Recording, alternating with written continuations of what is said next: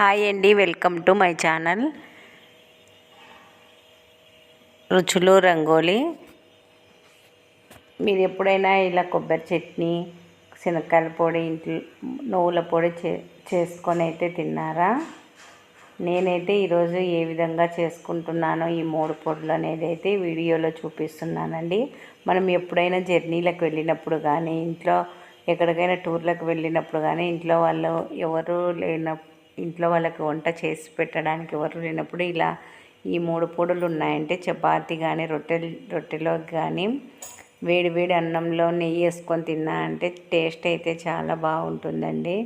2-3 రోజులు మనం ఎక్కడికల్లా వెళ్ళినప్పుడు ఇలా చేసుకొని చేసి పెట్టామంటే చాలా బాగుంటుంది.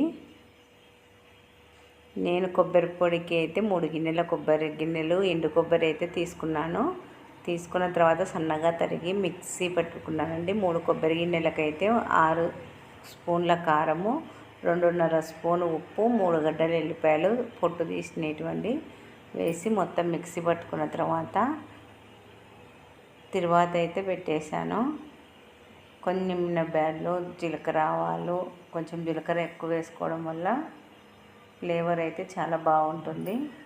మినపగుళ్ళు వేసుకోవడం వల్ల మనం నమిలినప్పుడు పంట కింద టేస్ట్ అనిపిస్తుంది. అందుకోసమని మినపగుళ్ళు అయితే వేసాను.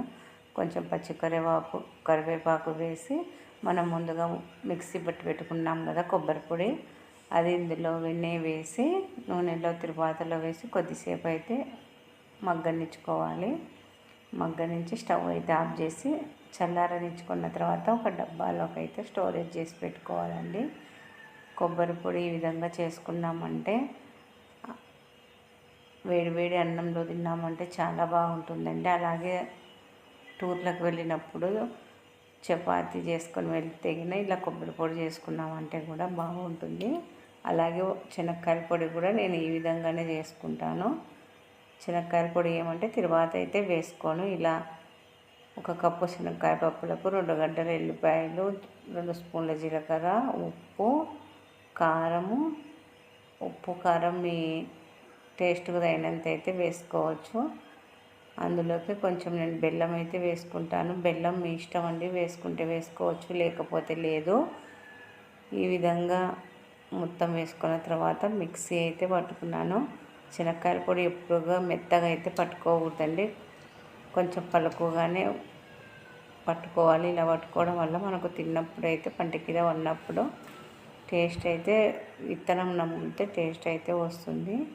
ఇలా మొత్తం మిక్సీ పట్టుకున్న తర్వాత శనక్కాయల పొడి, కొబ్బరి పొడి అన్నీ ఒక డబ్బాలోకి అయితే స్టోరేజ్ చేసి పెట్టుకున్నాను. ఇలా చేసి పెట్టుకోవడం వల్ల వారం 10 రోజులు మనకైతే నిల్వ ఉంటుంది.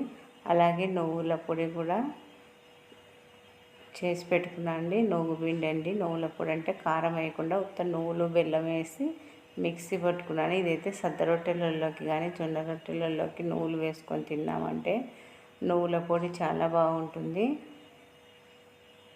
మీరు ఎప్పుడైనా ట్రై చేయకపోతే ఒకసారి అయితే ట్రై చేసి చూడండి. మా వీడియోస్కి ఫస్ట్ టైం చూసినట్లయితే లైక్ చేసి, షేర్ చేసి, సబ్స్క్రైబ్ చేసుకోండి. Thank you for watching. Bye bye.